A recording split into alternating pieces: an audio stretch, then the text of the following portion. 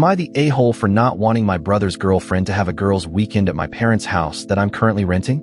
A 29-year-old female am currently renting the house that I grew up in from my parents. They built another house close by, and that new house is now their primary residence. They are not sure if they want to sell their old house, so for the past year, I have been renting it from them and maintaining the 20-acre property. It's a lot to take care of, especially maintaining everything to their high standards. My brother, 40-year-old male, called my mom and asked if his girlfriend could use the old house for a girls' weekend. My mom told him that it probably won't be a good weekend because my boyfriend is visiting, but to call me and ask. Neither he or she reached out to me. My boyfriend's flight got delayed, and he wouldn't be arriving until the following day. So, I ended up spending the night at my parents' new house because my mom wanted help babysitting my brother's 3 younger children, 2, 4, and 5. My brother called my mom and found out I was spending the night there and was pissed. It was on speakerphone, and he said, "I thought you said she was using the house this weekend?" What the hell? I had no clue what he was talking about, and that's when my mom filled me in about his girlfriend wanting to use the house. I told my mom that I'm not comfortable with her doing that, and that I'm also hurt that they didn't even talk to me. To me, this isn't just some vacation property that anyone can use whenever they want. This is the place I call home, where I live and pay rent. I'm not using it, I live here. I'm also upset that they didn't even bother calling me to ask if it was okay. I understand that it is my parents' house and they make all of the decisions and are doing me a favor. I do not have an actual lease.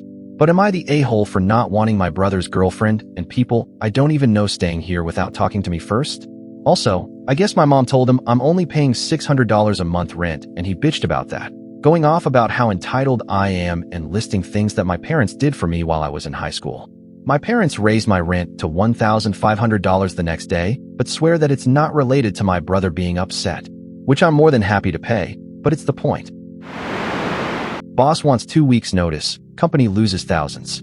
This is my granddad's story from the late 60s to early 70s in England. And to note, he was very poorly when he told this to me.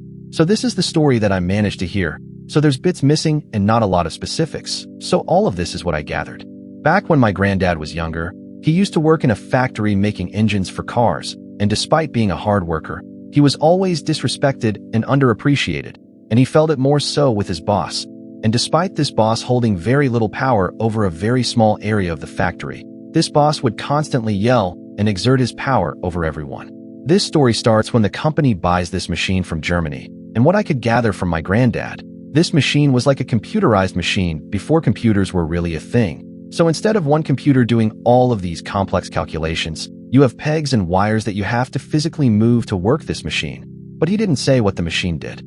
Now obviously this was complex, so the company sent a small group of workers to Germany to be taught how the machine worked over 3 months, and a group of Germans would come to England to build the machine. My granddad wasn't one of the people who went to Germany, so he stayed. But instead, he watched the Germans install the machine, and despite the language barrier, my granddad understood how it worked and how to fix it, pretty much everything he would have learned if he went to Germany with the other workers.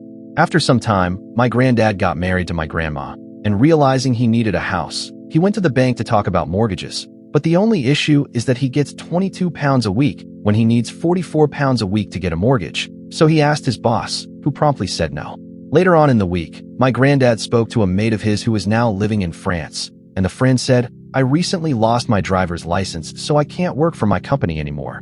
But they need someone to do deliveries for £48 a week between England and France." The next day, my granddad went up to his boss and asked, "Sir, who do I give this 2-week notice into?"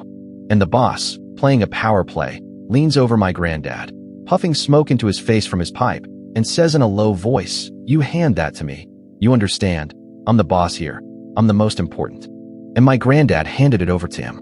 Over the course of the 2 weeks, it was normal, until the last day when the manager came over and said, "Mike, I heard you're leaving today.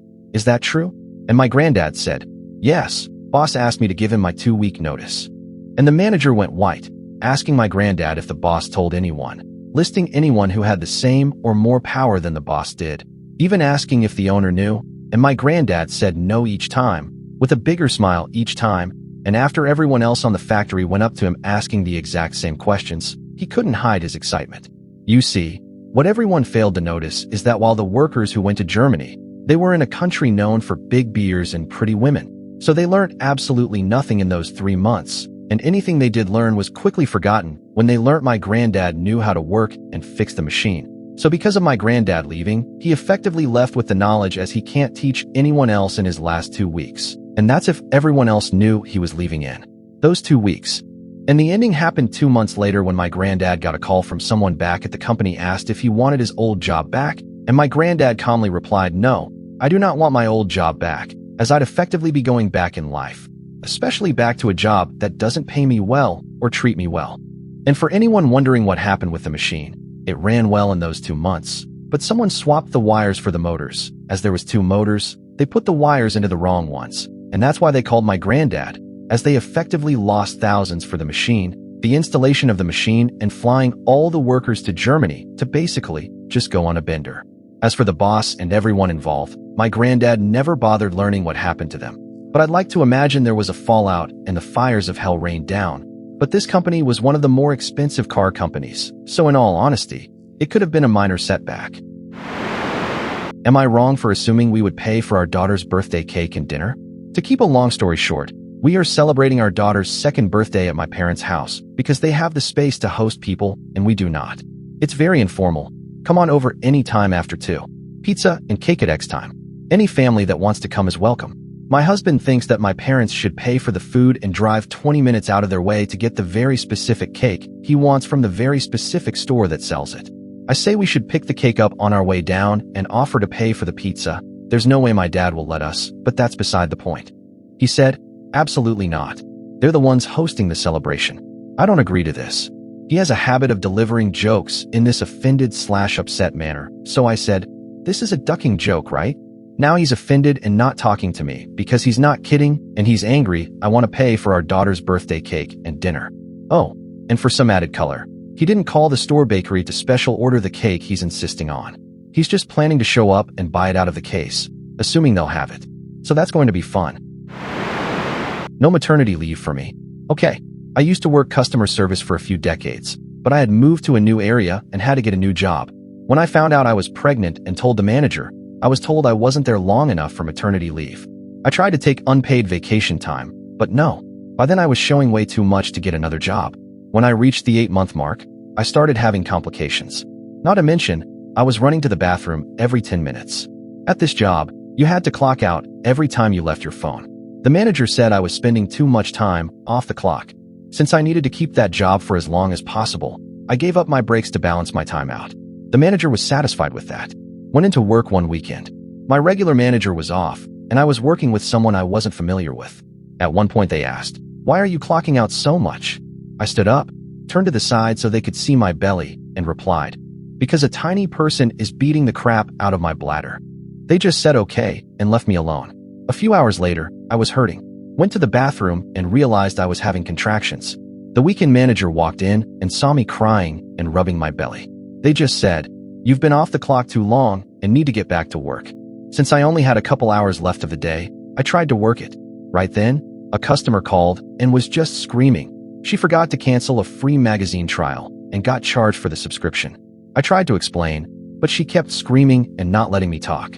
Then she screamed that I personally stole her credit card information. Right at this point, a powerful contraction hit. I started screaming back, "Look, lady, right now I am in labor. I wish I did steal your credit card. Then my child would be going home to one hell of a nursery." I was crying. Other managers saw and heard the whole thing. They ran over. One took over the call while the other guided me away and called an ambulance. While we were waiting, that manager that helped me asked when was my maternity leave supposed to start. I said I couldn't get one since I wasn't there long enough. Turns out the nice manager was one of the top managers/bosses. She immediately granted my leave. You reap what you sow. This happened many years ago, but this is one of many memories that resurfaces about my childhood. For context, my bio dad has a wife and kids. He cheated on his wife with my mom, and I am the result of that mess. That side is aware of me, but I've had no contact with them. Growing up, I would barely see him, maybe once or twice a year. And when I did, I was never allowed to call him dad, and he would introduce me to people as a friend's kid. My parents have always remained in contact with each other. He kept in contact with her more than me. She used to try to tell me stuff that they talked about. As I got older and understood this wasn't how other families worked, I would tell her, if he didn't want to come see me to tell me himself, then I don't care. Eventually, she stopped telling me. The above was for context. Here is where my pettiness comes in. When I was 18, one of my mother's siblings passed away and my dad came to the viewing. During this viewing, he came up to me and requested I go for a drive with him as he wanted to talk to me. I went with him, and after a bit he started telling me he had made some choices in his life that he now regrets.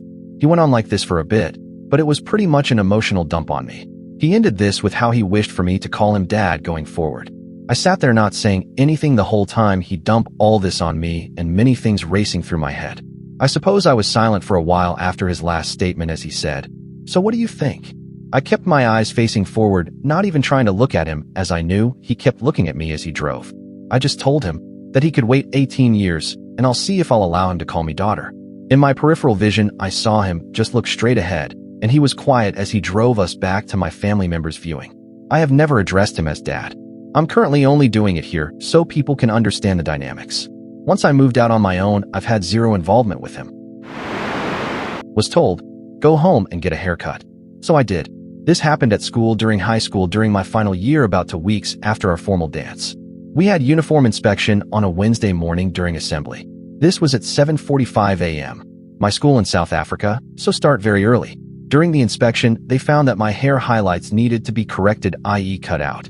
I had black hair and shaded it auburn for our end-of-year function. It wasn't obviously unless I was in bright sunlight. Now for some context, some boys also had peroxide hair and were not called out for it, so I was quite pissed off. In addition, that Wednesday was also our monthly test/quiz day across all our subjects. So I called my mom and told her that I need to come home for a haircut. My mom was annoyed but brought me home and headed back to work while I walked to my local hairdresser, got my haircut, and simply stayed at home. I went back to school the next day. Teachers were pissed because I didn't come to school that day and thus missed all the tests. Due to time constraints, I can't remember the real reason. I was simply given the grade average for all the tests I missed. When they asked me why I didn't come to school, I simply said, "You told me to go home and get a haircut." On Friday, a notice was sent out to the parents regarding hair coloring and hair policy on that Friday, telling students to get their hair in the correct order by the following Monday. TLDR, enjoyed my day off school for just a haircut. Am I wrong for canceling our anniversary trip after my girlfriend invited her parents and siblings without asking me? I, 27M, have been with my girlfriend, Maya, 26F, for 4 years. Our anniversary was coming up, so I decided to surprise her by booking a luxury 5-day trip to Hawaii. I paid for everything, the flights, a nice resort, and reservations at a couple of high-end restaurants. It cost me over $4,000, which I saved up for months. I told Maya about the surprise last week, and she was ecstatic. However, this morning I received a group chat invitation from Maya's mom. The chat was titled Hawaii 2026, and her mom was asking about flight recommendations. I called Maya immediately to ask what was going on. She casually told me that since we were going to such a beautiful place, she thought it would be amazing to turn it into a family vacation. She invited her parents, her sister, and her sister's husband. When I asked who was paying for their rooms, she got quiet and said she assumed we could just share our suite or that I could help them out with the costs since they are tight on money. I was absolutely stunned. I told her the trip was meant to be for our anniversary, and I'm not paying for her family. I called the resort, canceled the entire booking, and got a partial refund. Maya is now hysterical, calling me selfish, heartless, and saying I humiliated her in front of her family. I feel like my boundaries were completely stomped on, but now her family is texting me saying I ruined their summer. Am I wrong?